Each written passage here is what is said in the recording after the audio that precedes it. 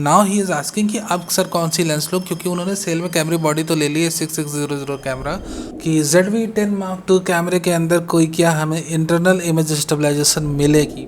Videos बनाते हो, self makeup की वीडियोस या सेल्फ व्लॉग बनाते हो, तब लेंस की रिकमेंडेशन अलग हो जाती है। वेडिंग में उन्हें फोटोग्राफी के लिए कैमरा लेना है। Welcome friends to the new camera dot com channel और आस्क द न्यू कैमरा.com के एक नए एपिसोड में आपका स्वागत है। और चलो हम जल्दी क्वेश्चंस को पिक करते हैं। The questions are coming from Instagram, the questions are coming from my YouTube comment section. Let's move on. चलो हम पहला क्वेश्चन पिक करते हैं without losing any time, and you can follow me on Instagram too. Now moving forward हम बात करते हैं अरुण शर्मा जी। अरुण शर्मा जी ने रिसेंटली ही डिस्काउंट में सोनी का A6600 कैमरा खरीदा है, और ऑफकोर्स ये हमारी रिकमेंडेशन पर जा रहे थे, तो इन्होंने किट लेंस के साथ कैमरा नहीं खरीदा है। सो आई ऑलवेज से कि कभी भी आप अपना कैमरा खरीदो तो भैया कृपा करके variable aperture based kit lenses मत ले लेना। नाउ ही इज आस्किंग कि अब सर कौन सी लेंस लो, क्योंकि उन्होंने सेल में कैमरे बॉडी तो ले ली है 6600 camera, but he is more into landscape photography, more into portraits. इनकी दो रिक्वायरमेंट है basic, landscape photography and portrait. और उन्होंने जो ऑप्शन मुझे दी है कि 17 से 70, 30 mm f1.4, 50 mm f1.8, इन तीनों लेंसेज में से वो कोई एक लेंस लेने की इच्छा रख रहे हैं, जता रहे हैं, और वो ये पूछ रहे हैं कि तीनों में से वो कौन सी लेंसेज ले। Now to be very clear, देखो अगर आप लैंडस्केप फोटोग्राफी पोर्ट्रेट्स दोनों ही करते हो इक्वल अमाउंट में, तो यहाँ पर 70 to 70 mm के f2.8 लेंस एक बेस्ट लेंस रहने वाला। You should go with that. काफी वर्सेटाइल लेंस है, जूम लेंस है, f2.8 कांस्टेंट अपर्चर है, उससे बेटर आपको किट जूम लेंस की अल्टरनेटिव और कोई मिल नहीं सकती। तो that's the best lens you can have. ठीक है, अब हम बात करते हैं फिर अगेन आपकी जरूरतों की। कहीं ना कहीं आप लैंडस्केप फोटोग्राफी बहुत ही विरले करते हो, बहुत ही ओकेजनल सिनेरियो है, ठीक है, साल में 1-2 बार कहीं जाने का प्लान बनता है, मोस्टली आपका पोर्ट्रेट का ही वर्क है। Then again the recommendation will change, then I will going to recommend you कि आप जाओ सिग्मा की 30 mm की f1.4 लेंस लो, क्योंकि 30 mm की लेंस अगर आप लेते हो सिग्मा की, तो f1.4 अपर्चर का एडवांटेज मिलता है, जिससे बैकग्राउंड ब्लर जबरदस्त होगी और काफी सिनेमैटिक शॉट्स और वीडियो आएंगे आपके कैमरे के अंदर। So this was the answer कि भाई अगर आपकी रिक्वायरमेंट लैंडस्केप फोटोग्राफी और पोर्ट्रेट दोनों ही है, तब तो भैया आपको 70 to 70 mm की f2.8 लेंस लेनी ही पड़ेगी। That's the final recommendation I have for you. But again अगर आप मोस्टली इनटू पोर्ट्रेट वर्क हो, मोस्टली आप पोर्ट्रेट शूट करते हो, लेस इनटू लैंडस्केप फोटोग्राफी, तब फिर बाद में देखा जाएगा भैया आप 30 mm f1.4 से भी शुरुआत करते हो, जहां पर आपको इस लेंस से बहुत अच्छी पोर्ट्रेट्स मिलने वाली, even 2x better than 70 to 70 mm lens without a doubt. ये था आपका पहला आंसर। तो now let's move on to the second question we have. So another question is coming on my Instagram, और ये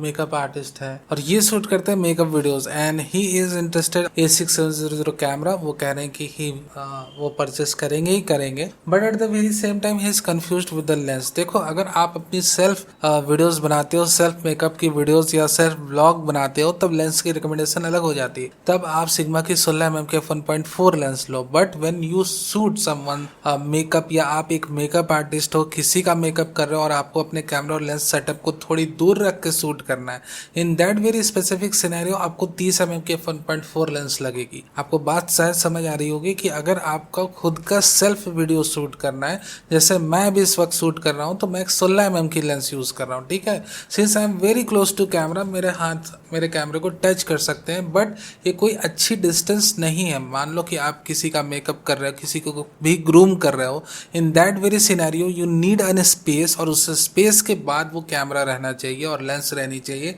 but despite of the fact आपका camera और lens थोड़ी दूर भी है, बट कैमरा और लेंस काफी अच्छे तरीके से फेस का और बॉडी का क्लोजअप शॉट ले रहा है। So for that you need a 30 mm f1.4 lens. तो आपके लिए बेस्ट रहेगी 30 mm की f1.4 लेंस, और उस लेंस के साथ आप बाकी अपने रील्स को भी शूट कर सकते हो, जो भी एक्स्ट्रा वीडियोस आपको बनानी है आप बना सकते हो आराम से। Now the next question is coming from Rajat Oberoi, और वो पूछ रहे हैं कि वेडिंग में उन्हें फोटोग्राफी के लिए कैमरा लेना है। वो वेडिंग में फोटोग्राफी के लिए he is bit confused between again Sony A6700 and Nikon ZF। अब ये भैया कैमरा बहुत छाया हुआ है, सोनी का A6700 कैमरा। इससे रिलेटेड ही मेरे पास कई सारे क्वेश्चंस आ रहे हैं। सो इन दिस क्वेश्चन, अगर आप एक वेडिंग फोटोग्राफर हो like mister Rajat Oberoi, then without a doubt आपको ZF लेना चाहिए। कभी भी फोटोग्राफी की बात आती है और आपके पास दो ऐसे ऑप्शंस आते हैं जहां पर आपके पास एक लेटेस्ट फुल फ्रेम कैमरा हो और एक APS-C, तो हमेशा अपने लेटेस्ट जो भी फुल फ्रेम कैमरा है उसे चुनने की कोशिश करो, नॉट एन APS-C।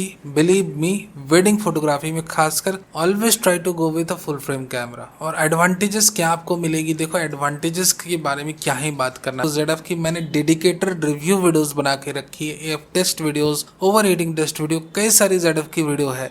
सो हमारे चैनल पर आप निकॉन ZF कैमरा सर्च करो, आपको कई सारी वीडियोस मिलेगी। I have one more question. Short film Mantra ये पूछना चाह रहे हैं कि ZV-10 Mark II कैमरे के अंदर कोई क्या हमें इंटरनल इमेज स्टेबलाइजेशन मिलेगी। See when you are shooting still images with the Sony ZV-10 II, तब आपको कोई भी इंटरनल इमेज स्टेबलाइजेशन इस कैमरे से नहीं मिलने वाली। टू बी वेरी क्लियर, अगर आप इमेजेस खींच रहे हो, स्टिल इमेजेस कैप्चर कर रहे हो, बट जब आप वीडियो बना रहे हो तो इसके अंदर एक्टिव इमेज स्टेबलाइजेशन आ जाती है, जो कि कैमरे के अंदर की डिजिटल इमेज स्टेबलाइजेशन है। वो भी कहीं हद तक इफेक्टिव है, खासकर वाइड एंगल लेंसेज के साथ अच्छी काम करेगी।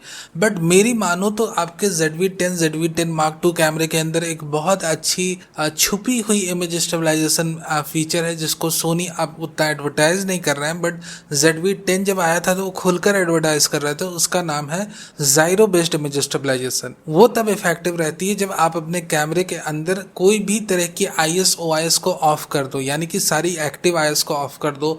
लेंस के अंदर अगर OIS है तो उसे भी स्विच ऑफ कर दो, अगर हो सके पॉसिबल है तो ऑफ ही करके रखो।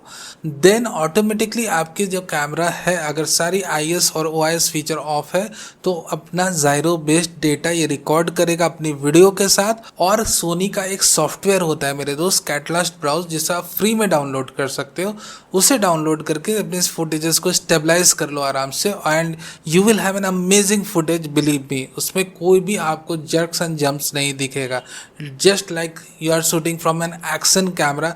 इस लेवल की आपकी फुटेजेस स्टेबलाइज हो जाएगी। So that's highly recommended, and yes for video purpose ZV-10 Mark II कैमरे के अंदर बहुत अच्छी क्वालिटी की इमेज स्टेबलाइजेशन मिलेगी, और जिसका नाम है आपको gyro based image stabilisation. But unfortunately अगर आप एक स्टिल फोटोग्राफर हो तो फिर आपको कोई भी IBIS मैकेनिज्म नहीं मिलेगी। So that was all. I hope you like this video कैसा लगा मुझे जरूर बताना, and if you have in some questions you can ask me in the comment section, और मैं आंसर करने की जरूर कोशिश करूंगा, और कुछ एक क्वेश्चंस को जरूर मैं अपने नेक्स्ट वीडियो में फीचर भी करूंगा।